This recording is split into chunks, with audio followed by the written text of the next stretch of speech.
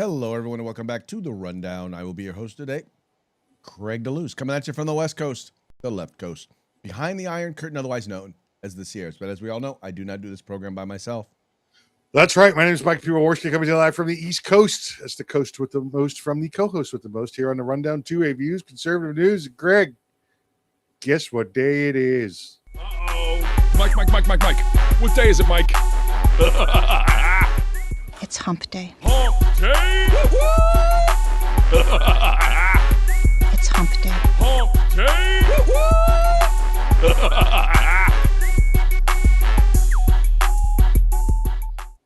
That's right, folks. Today is Hump Day. Now, Hump Day is the day in which we attempt to begin the weekend, sometimes with success, sometimes not. But as I like to say, the fun is all in the trying. That's it. We give it a shot, baby. We're going to give it a shot. We are definitely going to give it a shot. So I got to say, Mike, literally just before the show began. So I've been doing this carnivore diet, right? Which is like all animal, all meat, everything, all meat, all animal. And I just am now just about to come off of it. And the first thing that my wife brings me is this coconut cream, a piece of coconut cream pie that on top of being, the best coconut cream pie I have ever had. Of course, it's also probably because I have not had any sugar in well over a month. I have to say, feeling a little orgasmic right now. Ooh, that's more than we wanted on your coconut cream pie. Bruh, sugar, man. The endorphins are flowing. Sugar's good. Sugar's energy. Good. Sugar's energy, and energy burns calories. There you go. That's our story, and we're sticking to it. That's our story. We're sticking to it. How you doing today, sir? Not too shabby. Getting by. Excellent. We got some interesting stuff to talk about today. Some dark stuff, some not too fun stuff, and some entertaining stuff. So let's not dilly-dally too much, and let's get into it and start off the way we usually do with a quick shout out to our sponsors. Yep. Let's say hi to our friends at Hitman Industries. That's hitmanindustries.net. Get on over there. You get AR barrels, rifle caliber, pistol caliber, any length you desire. That's hitmanindustries.net. California Republican Assembly, fighting a good fight behind enemy lines. Now you can take part in California's future today. You want the best in tactical concealed holsters on the market? Get on over to hogholsters.com. It's HAWG holsters.com, hogholsters.com. Use the discount code the rundown. That's all one word, no spaces, all caps. Get a nice little discount. And if you want the best in field gear, tactical gear, web gear, law enforcement, fire, security, EMS, whatever it may be, get your group together, get your agency together, place an order at uscombatgear.com, where you can get everything except the gun. Also want to remind you guys, please take a moment and visit the 2A newsletter. You'll find it at 2anews.us. If you're looking for 2A news, for Second Amendment related news on legislation, news on media, news on politics, news on guns, if you're looking for gun reviews, it wherever it is on the Webernets, trust me, blogs, vlogs, you will find it at 2anews.us. But here's the deal. You can have it delivered every evening to your email box, right to your inbox. All you got to do is sign up, subscribe today to the 2A newsletter. Do it now. Don't wait. Don't even hesitate. Go to 2anews.us and sign up rat now. I say rat now because rats are fast. So sign up right now. Do it now. Go. Right. Now, you'll notice the date on there was from yesterday. Because here's the thing that I have found, right? What happens is the 2A community, when we post stuff, we don't post our news, quite frankly, till afternoon. So what I started doing was when I started doing the newsletter, I would go and I would look at stuff in the morning and I'd find that there was hardly any news. But you know what?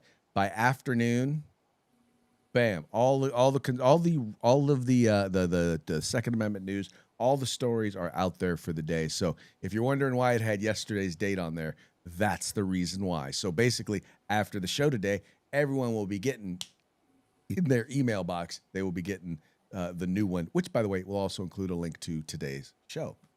Funny how that works, huh? Yeah. See, it works out good. Hey, also want to remind y'all, if you're watching this program during the 3 o'clock hour on the West Coast or during the 6 o'clock hour on the East Coast, you are watching us live, which means we're taking your comments. I'm looking right over here, and if I find you to say something interesting, I will go ahead and I will share it with the audience. And the best way to be interesting, quite frankly, is to disagree with us. Why is that? Because then we get to mock you. Oh wow, is that a mockingbird? Man, is that a mockingbird? Is that a mockingbird?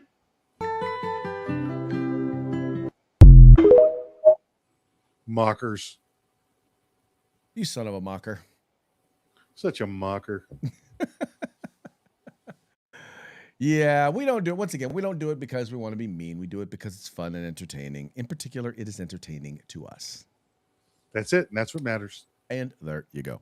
All right, let's get into today's story. This first story, I have to say, is quite upsetting. And it's upsetting for several reasons. We'll talk about one of the fundamental reasons why. And I think when you hear the story as reported by Fox News's Will Cain, I think you will come to understand why this is so upsetting.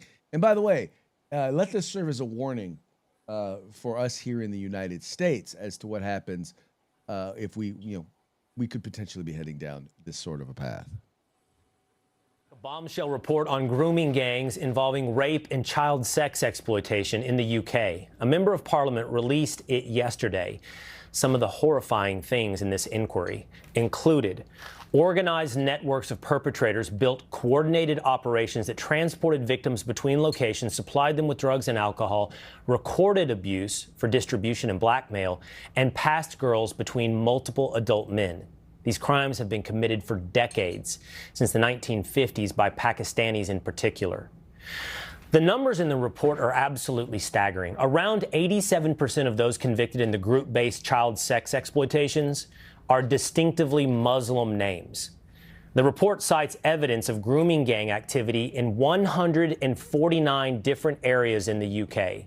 And get this, an estimated 250,000 victims nationwide. In one case alone, 47 children were identified as victims. Britain launched a national review of closed grooming gang investigations last year to relook at 1,200 cases, including 236 involving rape. Now, for the first time, some of those cases are officially being sent back to the police for a complete reinvestigation. So where all of these victims failed by the institutions meant to protect them. Quote, Sir Keir Starmer was the director of public prosecutions. It has been reported that while he was there, 13,000 suspected rape gang members and pedophiles were left off with warning letters. One survivor testified, we raised concerns at the time because we all went to the sexual health clinic, so there are records from that. Even the chief inspector of police was aware. Another said on one occasion, a police officer returned a victim named Fiona to the house where the abuse was occurring and told the men there to have fun with her. The accounts are harrowing. One woman described watching a girl being stabbed, beaten, and set on fire. Another account described a child just 5 or 6 years old, tied up and abused. And the report includes allegations of some victims branded with the initial M for Muhammad. It's sickening, incomprehensible, and preventable. You go, oh, it's Sharia law. We're going to let them live in their groups and we're going to let them police themselves. This is what happens. This is what happens when you let the scum of the earth, police themselves, Craig. They just continue to do more scum activities. Well, but Mike, this is the thing. This is not them policing themselves because they're doing this mostly to white women, to white girls, little girls. Basically, in their eyes, not only in their eyes, one, women are property. They're not even human. They are property, and they can do with them whatever they want. If they happen to be infidels, then it's even worse. Then their belief is they have an obligation to torture them, to hurt them, to harm them, to denigrate them, and to abuse them. At least that's what I mean. Once again, I don't know if that's all of Islam or if that's I'm not saying all Muslims do it. I'm not saying if that's something that's taught in the Quran. But I am saying that there are particular folks, and once again, something like 98% of these folks have, at the very least, have Muslim last names, Muslim sounding names. These are folks who, it is part of their culture. This is okay because it is part of their culture. Yeah, Craig, I'm not saying this only applies to those groups. Let them live under Sharia law. This is let the bad guys police themselves under Sharia a Sharia law. They're still going after, non-Muslims. They're going after innocent victims, but they're allowing them to do it because, one, probably like you said, for racism, they don't want to be seen as racist going after it. And two, I don't think they want the fight. I think they want to be seen as, oh, we let them in our borders.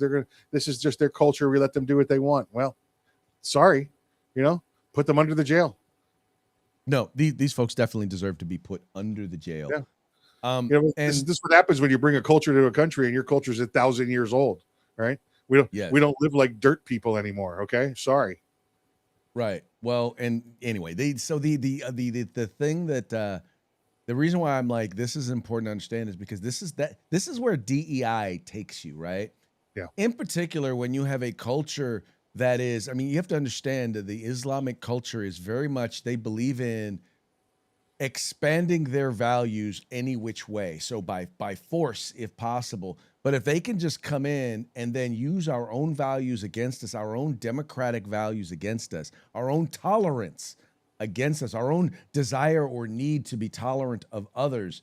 You know what? I'll be tolerant of people, but I'm not tolerant of behaviors, right? If your behaviors harm society and harm others, I am not going to be tolerant of that.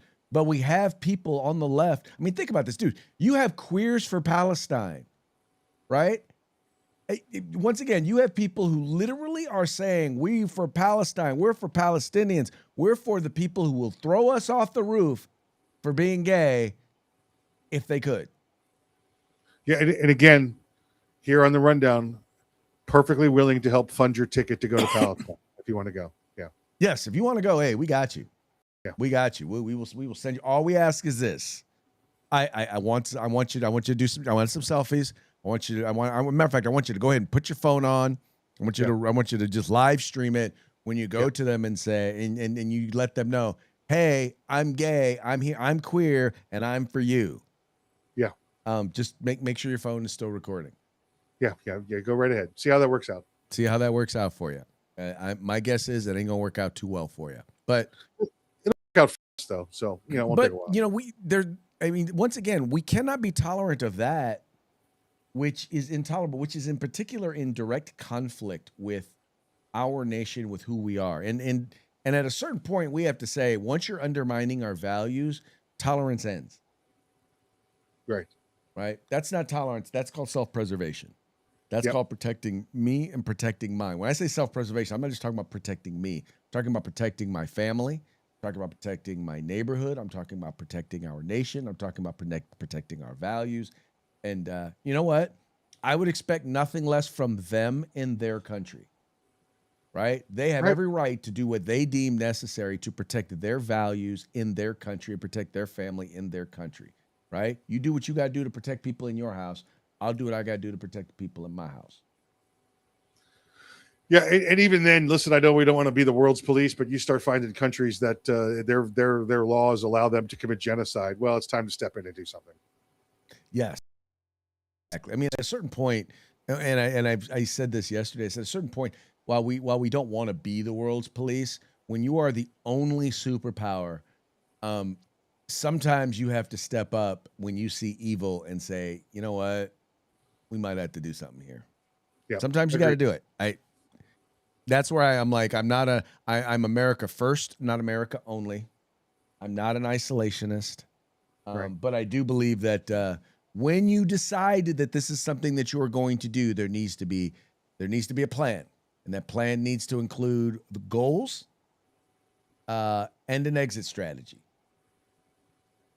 Yeah, very much so. Yeah, and anyway, so just folks, just be on guard. Be on guard for these people who basically want to subvert our values, and once again, use our values against us, right? Because these are folks who are going to say, well, you need to be tolerant. You're tolerant of rape gangs, tolerant of grooming gangs. Really? I mean, dude, 250,000 women, little girls, 250,000. And listen, it's going on in this country too, Craig. If you don't listen, if you don't think it's going on in Minnesota, you're just fooling yourself.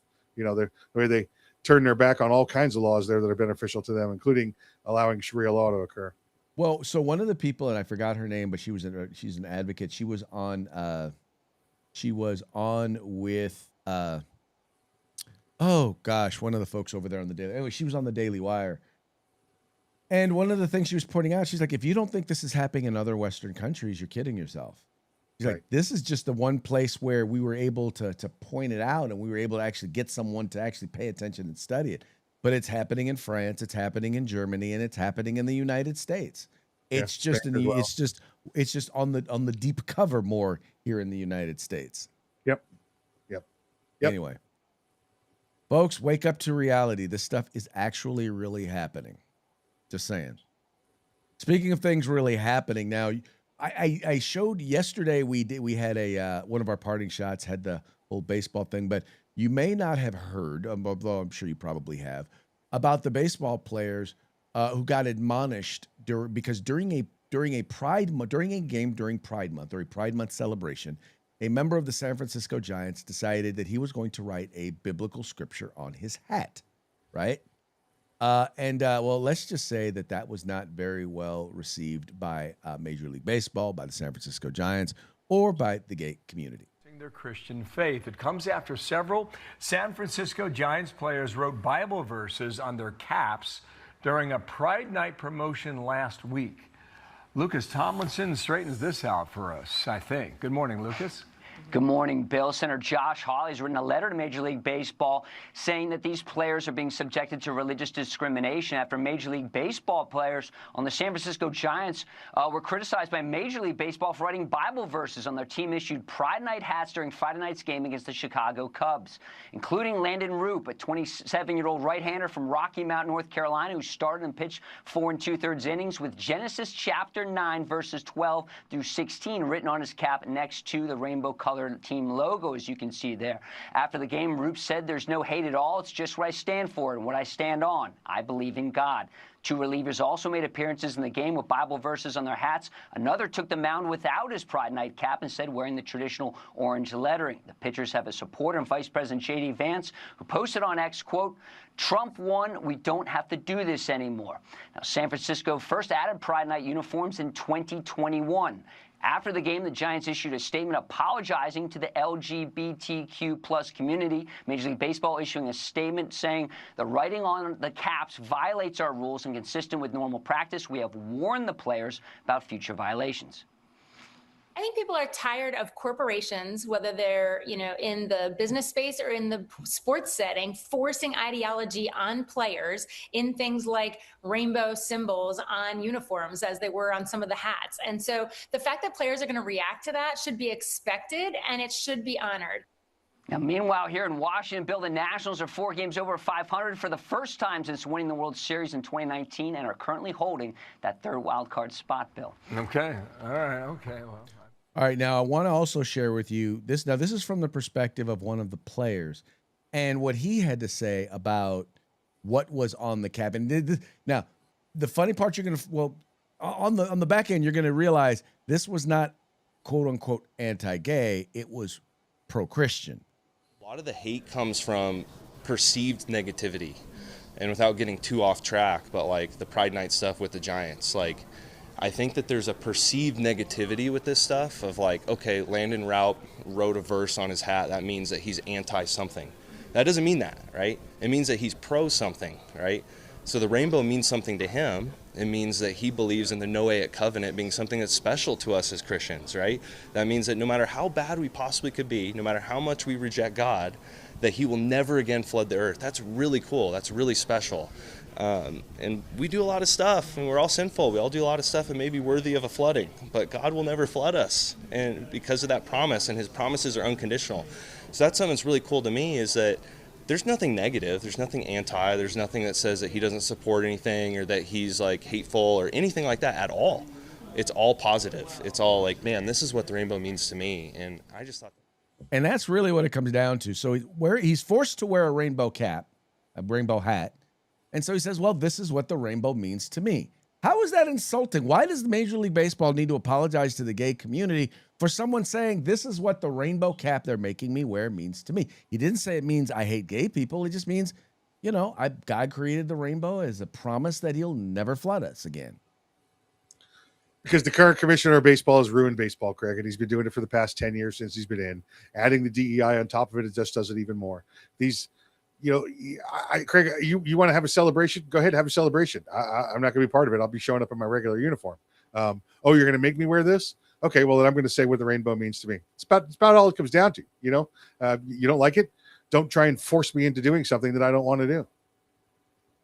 Well, exactly. And in particular, making them exercise or celebrate something that they are more, in this case, morally opposed to. And Mike, this is what gets me. And I had this conversation with a young man the other day. I said, my problem is not, you want to live your life the way you want to live your life. You want to sleep with who you want to sleep with. As long as they're a consenting adult, that's your choice. What bothers me is that you want to force all the rest of us to celebrate your choice, right? Even if we are morally opposed to it. Once again, you have every right to sleep with who you want to sleep with. But I also have a right to say, yeah, that's not right. That's sin. Or at least I have a right to believe it, right? You don't have a right to force me to celebrate what you are doing, in particular when I disagree with what you are doing. And that's exactly what it is. If the commissioner of baseball wants to come out and say he supports this, okay, go ahead. Right. But you can't how can you force every employee to go with your belief system and then promote it and wear it? Right. If players want to wear your rainbow stuff, wear your rainbow stuff. If you don't want to wear your rainbow stuff, you don't have to. Yeah. Yep. It's not that hard. You have a right to not be. You have a right to not support or not believe in, or not to believe in things and to not believe in things, to support things and to not support things. You don't have a right to force people to support things to which they're morally opposed. Correct. You just don't have a right to do that. That's called compelled speech. That's it. Anyway.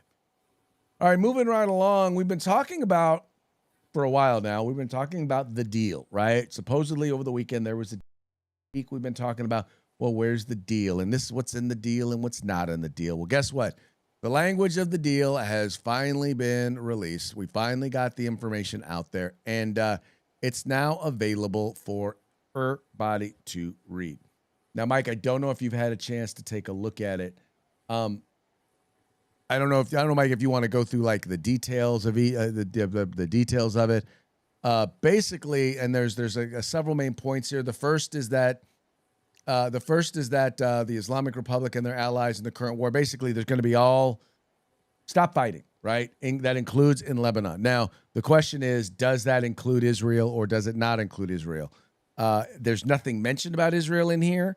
I think they are trying to use Israel or make Israel out to be a proxy, the same way that the same way that Hezbollah is a proxy for them, and that's just not the case. Anyway, in the second area, they basically say that they're going to respect each other's sovereign territory and integrity. Basically, mean we're not going to get involved in their business. They're not going to get involved in our business. They're not very involved in our business. So it's just a question of are we going to basically arm their people so that they can be involved in a revolution? Are we going to foment revolution there in Iran? And they're saying you are not allowed to. The third point here is that they will commit to negotiating. Supposedly, this is in 30 days. They're supposed to figure this stuff out, right? Immediately upon signing the MOU, the United States were supposed to begin removal of the blockade and anything. And basically, we're supposed to stop stopping ships.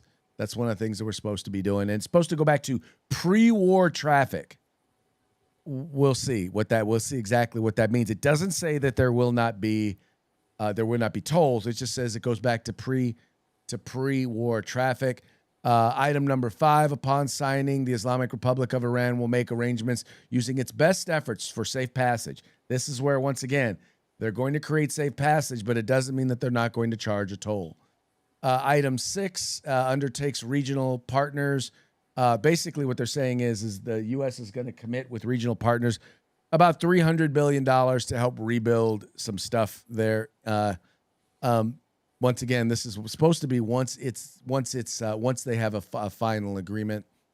Item 7, U.S. America undertakes to terminate all types of sanctions. So basically, we'll end sanctions against them, which is basically allow them to sell their oil. Item 8, Islamic Republic of Iran reaffirms that they will not procure or develop nuclear weapons.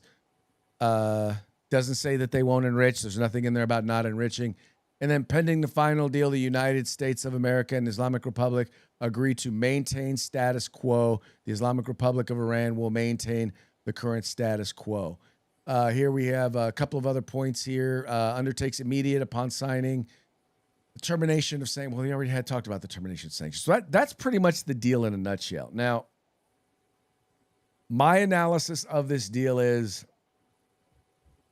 it ain't great, but it ain't bad.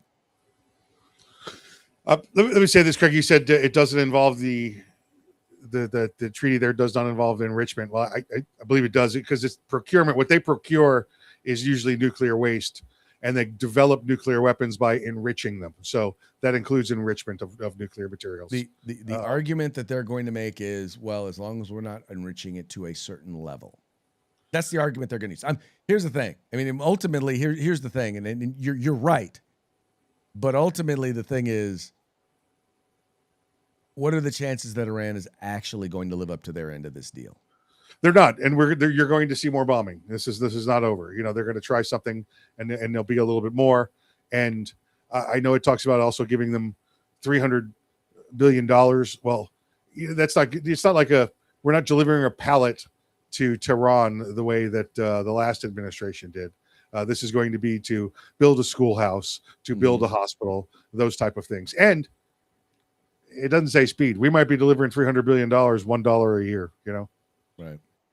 I'm, well, one, I want to see an end to the hostilities. I want to see this thing. At the very least, see, here's the thing. If everything stays the same, right? If everything goes back to how it was before, to the degree that it can, then you know what? Then at the very least, we've set their nuclear program back a decade, at least. At the very least, we've basically taken out 2.5 levels of their leadership. We've sunk their entire Navy. We've destroyed their entire Air Force. And we accomplished the one main thing that we said we wanted to do, and was make sure that we prevented them from getting a nuclear weapon. You're never going to prevent them from getting one forever, but if you can push it down the road 10 years, okay.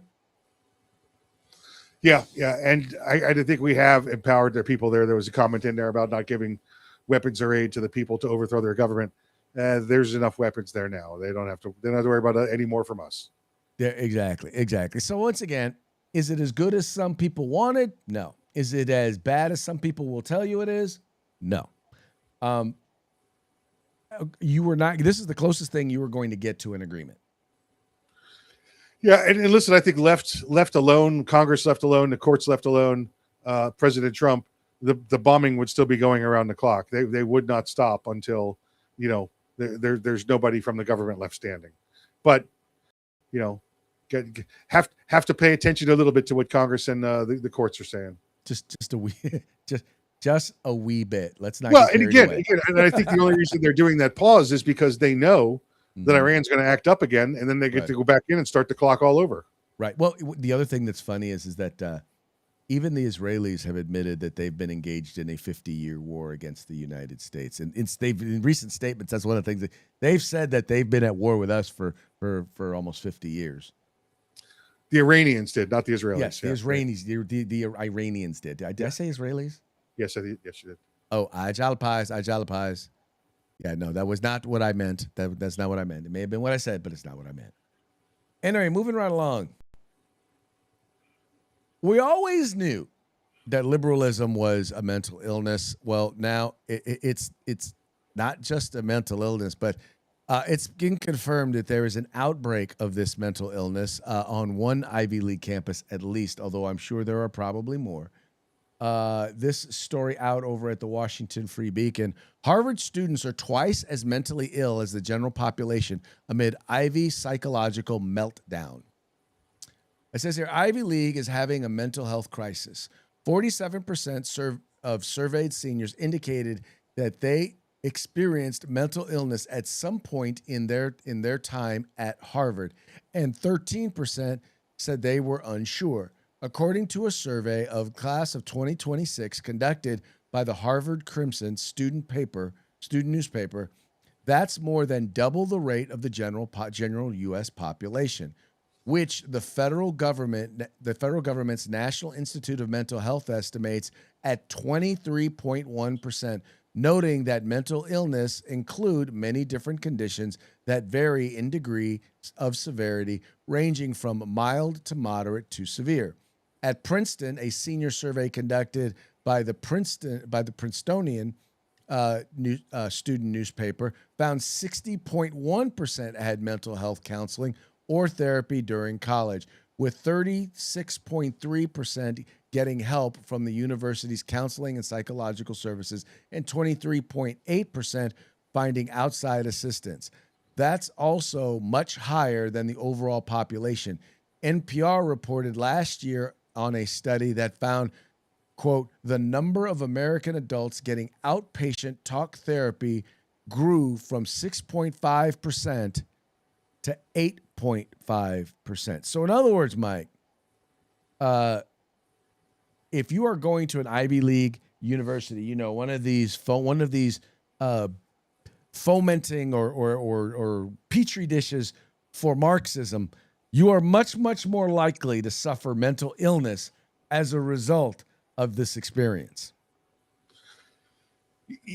Yeah, and listen, I'm not sure those numbers are accurate when you analyze them the way they do them. This is the self-reporting, right? This is how they're coming up with these numbers. You and I both know that we've created a softer generation to follow us. Listen, without blame, our parents did the same to us, and their parents did the same to them. It's every parent's goal to have their children face less strife and turmoil. But they've gotten to the point now where, Craig, it's the hip thing. It's the hip thing to go sit with the counselor and admit you have some sort of, I don't want to be left out. I've got to go in there and I've got, English class stress disorder. I have to go sit down and talk to a counselor about it, whatever it may be. Well, like I have said many, many times, this generation confuses trauma with drama. Yeah. And, when we were young, we dealt with, it wasn't even called drama. It was called life, right? Yeah. Millennials dealt with drama. We just dealt with life. Yeah. Right?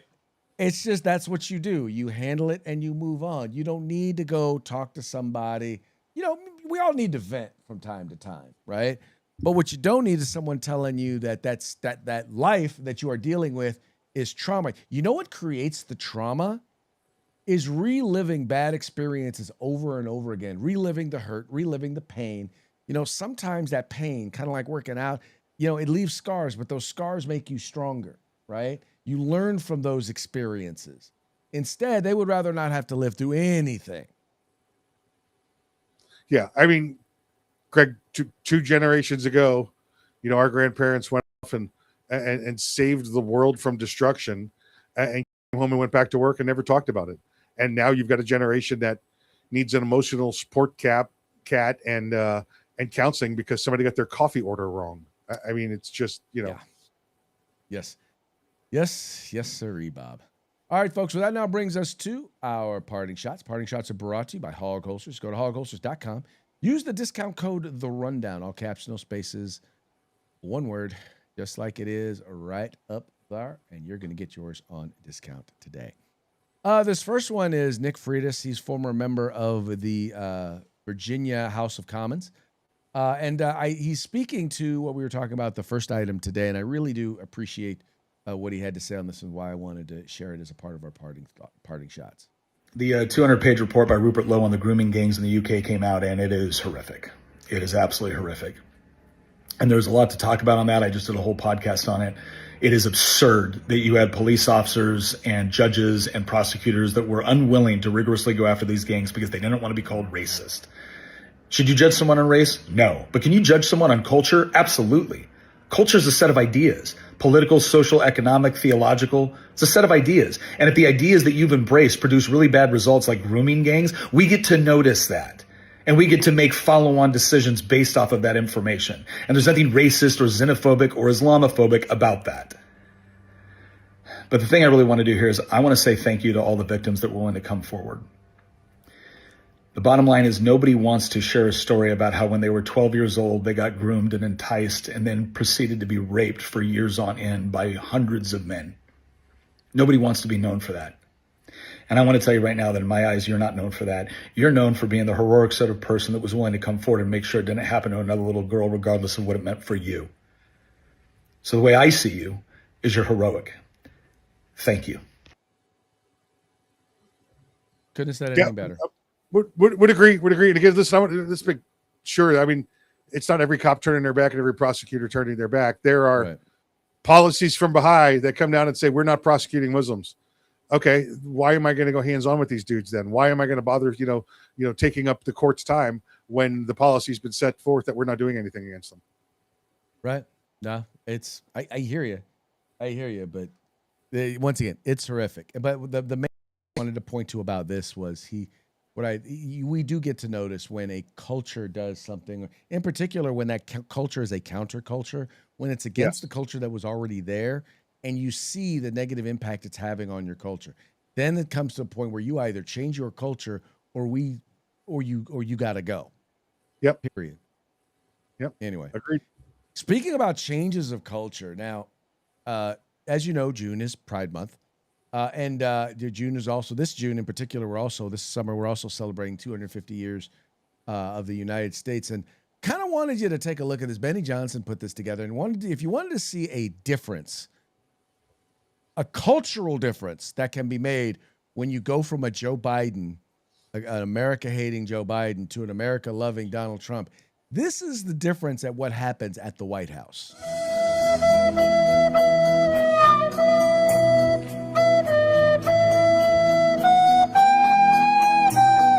For those of you listening, God bless America and gentlemen, start your big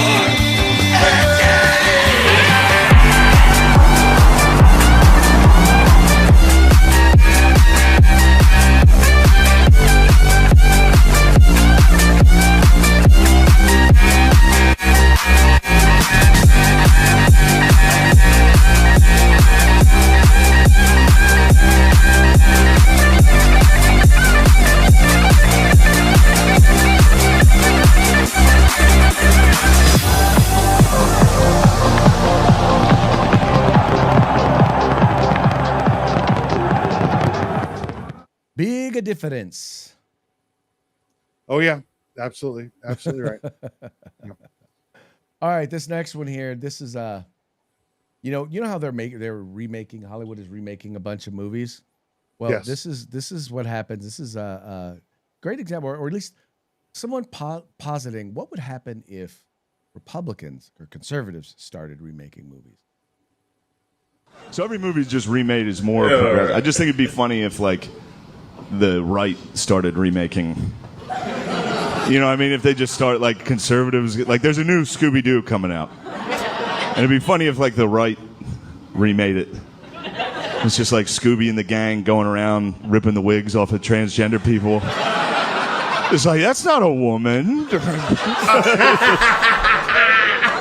Some guy would have got away with it. No. We solved the case of the Starbucks ghoul.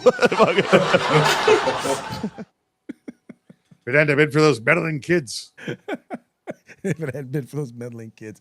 Well, see now that's probably the reason why they want to do the drag queen story hour, because they want to calm down the meddling kids.